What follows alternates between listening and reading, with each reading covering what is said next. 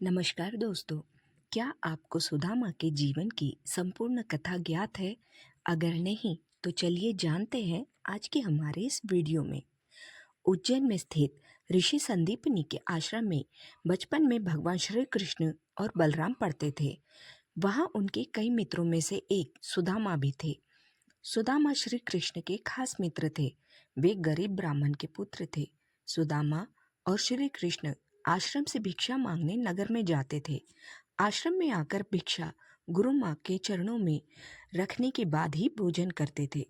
परंतु सुदामा को बहुत भूख लगती थी।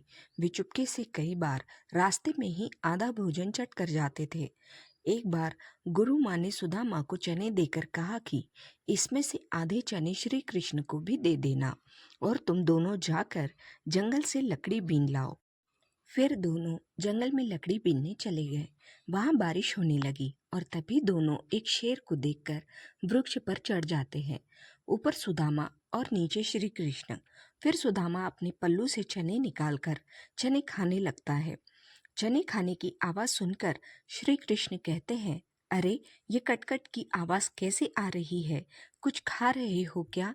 सुदामा कहता है, नहीं, ये तो सर्दी के मारे मेरे दांत कटकटा रहे हैं। यह सुनकर श्री कृष्ण कहते हैं, अच्छा, बहुत सर्दी लग रही है। सुदामा कहते हैं, हाँ। यह सुनकर श्री कृष्ण कहते हैं कि मुझे भी बहुत सर्दी लग रही है।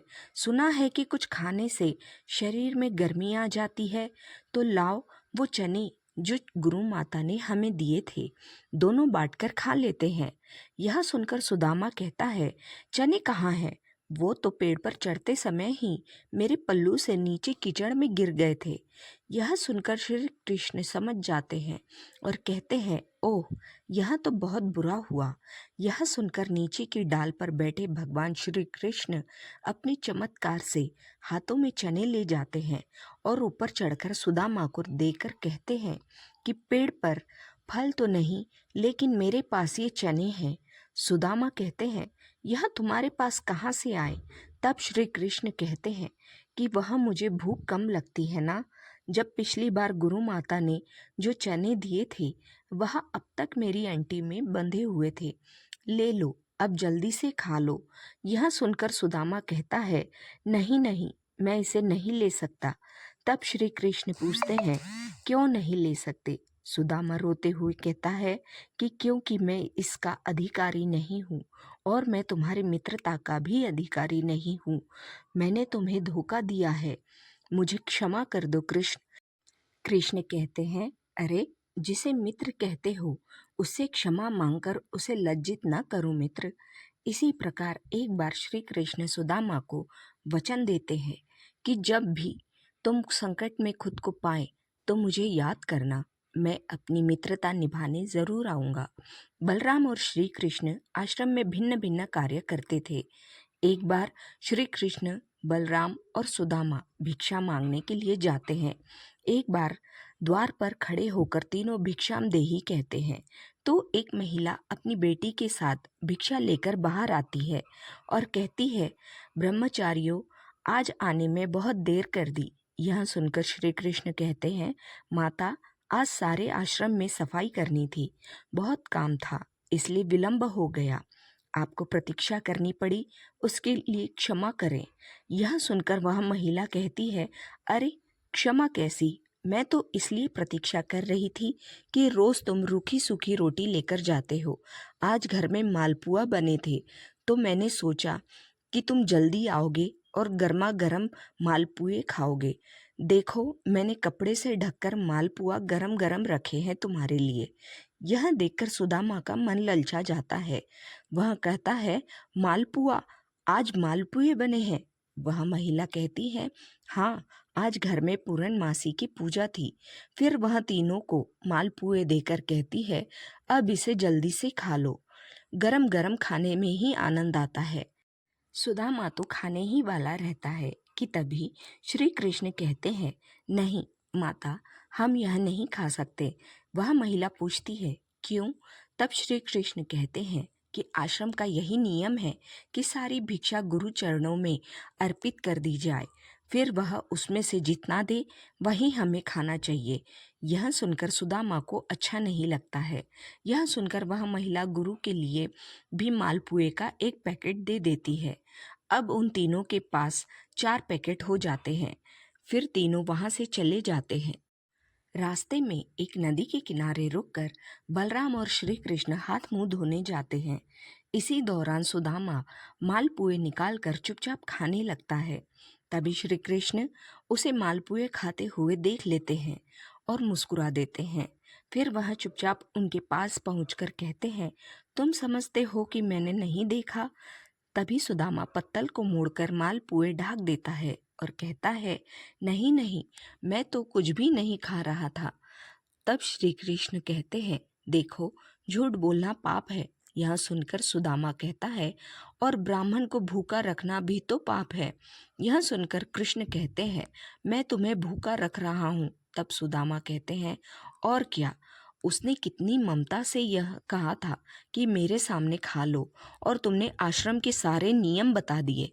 तब श्री कृष्ण कहते हैं, नियम तो है, गुरुदेव को पता चलेगा तो वे क्या कहेंगे? यह सुनकर सुदामा कहते हैं, गुरुदेव को कैसे पता चलेगा? रोज हम 3 रोटी लेकर जाते हैं, तो आज भी 3 रोटी लेकर ही जाएंगे। हाँ, यदि तुमने गुरुदेव को न बता दिया तो। यह सुनकर कृष्ण कहते हैं कि देखो, मैं तुम्हारा मित्र हूँ और मित्रता का धर्म कहता है कि मित्र की कमजोरी पर पर्दा डालना चाहिए। यह सुनकर सुदामा कहते हैं कि तुम नहीं कहोगे। श्री कृष्ण कहते हैं, कदापि नहीं। यह सुनकर सुदामा कहता है, तो फिर सारे मालपुए खा लूं? श्री कृष्ण कहते हैं, हाँ खा लो।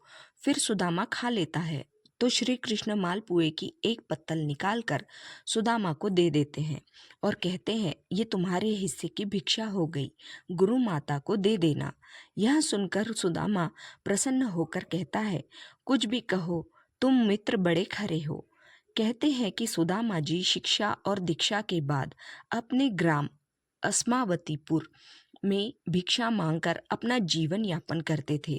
सुदामा एक गरीब ब्राह्मण थे। विवाह के बाद वे अपनी पत्नी सुशीला और बच्चों को बताते रहते थे कि मेरे मित्र द्वारिका के राजा श्री कृष्ण हैं, जो बहुत ही उदार और परोपकारी है।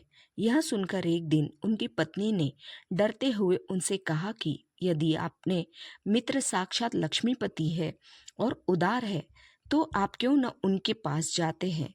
वे निश्चित ही आपको प्रचुर धन देंगे, जिससे हमारी कष्टमय गृहस्थी में थोड़ा बहुत तो सुख आ जाएगा। सुदामा संकोचवश पहले तो मना करते हैं, लेकिन पत्नी के आग्रह पर एक दिन वे कई दिनों की यात्रा करके द्वारिका पहुंच गए। द्वारिका में द्वारपाल ने उन्हें रोका। मात्र एक ही फटे हुए वस्त्र को लपेट गरीब ब्राह्मण जानकर द्वारपाल ने उसे प्रणाम कर यहाँ आने का आशय पूछा। जब सुदामा ने द्वारपाल को बताया कि मैं श्री कृष्ण का मित्र हूँ, तो द्वारपाल को आश्चर्य हुआ। फिर भी उसने नियम अनुसार सुदामा जी को वहीं ठहरने को कहा और खुद महल में गया और श्री कृष्ण से कहा, हे प्रभु, एक फटेहाल दीन और दुर्बल ब्राह्मण आपसे मिलना चाहता है, जो आपको अपना मित्र बताकर अपना नाम सुदामा बतलाता है। द्वारपाल के मुख से सुदामा नाम सुनकर प्रभु सुध-बुध खोकर नंगे पैर ही द्वार की ओर दौड़ पड़े। सुदामा को देखते ही अपने हृदय से लगा लिया और प्रभु की आंखों से आंसू निकल पड़े। वे सुदामा को आदरपूर्वक अपने महल में ले गए। महल में ले जाकर उन्हें सुंदर से आसन पर बिठाया और रुक्मिणी संग उनके पैर धोए। कहते हैं कि प्रभु को उनके चरण धोने के लिए जल की आवश्यकता नहीं पड़ी। उनकी दीनता और दुर्बलता देखकर उनकी आंखों से आंसुओं की धार बहने लगी। स्नान भोजन आदि के बाद सुदामा को पलंग पर बिठाकर श्री कृष्ण उनकी चरण सेवा करने लगे और गुरुकुल में बिताए दिनों को याद करके बातें करने लगे। बातों ही बातों में यह प्रसंग भी आया कि किस तरह दोनों मित्र वन में समिधा लेने गए थे और रास्ते में मूसलाधार वर्षा होने लगी, तो दोनों मित्र एक वृक्ष पर चढ़कर बैठ गए। सुदामा के पास एक पोटली में दोनों के खाने के लिए गुरु माता ने दिए चने थे, किंतु वृक्ष पर सुदामा अकेले ही चने खाने लगे। चने खाने की आवाज सुनकर श्री कृष्ण ने पूछा, कि क्या खा रहे हैं सखा? सुदामा ने यह सोचकर झूठ बोल दिया कि कुछ चने श्री कृष्ण को भी देने पड़ेंगे। उन्होंने कहा, कुछ खा नहीं रहा हूँ, यह तो ठंड के मारे मेरे दांत कड़कड़ा रहे हैं। इस प्रसंग के दौरान श्री कृष्ण ने पूछा, भाभी ने मेरे लिए कुछ तो भेजा होगा। सुदामा संकोचवश एक पोटली छिपा रहे थे। भगवान मन में हंसते हैं कि उस दिन चने छिपाए थे और आज तंदुल छिपा रहे हैं। फिर भगवान ने सोचा कि जो मुझे कुछ नहीं देता, मैं भी उससे कुछ नहीं देता, लेकिन मेरा भक्त है तो अब इससे छीनना ही पड़ेगा। तब उन्होंने तंदुल की पोटली छीन ली और सुदामा के प्रारब्ध कर्मों को क्षीण करने हेतु तंदुल को बेहद चाव से खाया था। फिर सुदामा ने अपने परिवार आदि के बारे में तो बताया, लेकिन अपनी दरिद्रता के बारे में कुछ नहीं बताया। अंत में प्रभु ने सुदामा को सुंदर शैया पर सुलाया। फिर दूसरे दिन भरपेट भोजन कराने के बाद सुदामा को विदाई दी, किंतु विदाई के दौरान उन्हें कुछ भी नहीं दिया। रास्ते भर सुदामा सोचते रहे कि हो सकता है कि उन्हें इसी कारण से धन नहीं दिया गया कि उनमें अहंकार न आ जाए। यह विचार करते करते सुदामा अपने मन को समझाते हुए जब घर पहुंचे तो देखा उनकी कुटिया के स्थान पर एक भव्य महल खड़ा है और उनकी पत्नी स्वर्णाभूषणों से लदी हुई तथा सेविकाओं से घिरी हुई है। यह दृश्य देखकर सुदामा की आंखों से आंसू निकल आया और वे सदा के लिए श्री कृष्ण की कृपा से अभिभूत होकर उनकी भक्ति में लग गए। जय श्री कृष्ण, जय श्री कृष्ण। दोस्तों, आपको यह कहानी कैसी लगी मुझे कमेंट करके ज़रूर बताएं और मेरे इस चैनल को लाइक, शेयर और सब्सक्राइब ज़रूर करें। धन्यवाद।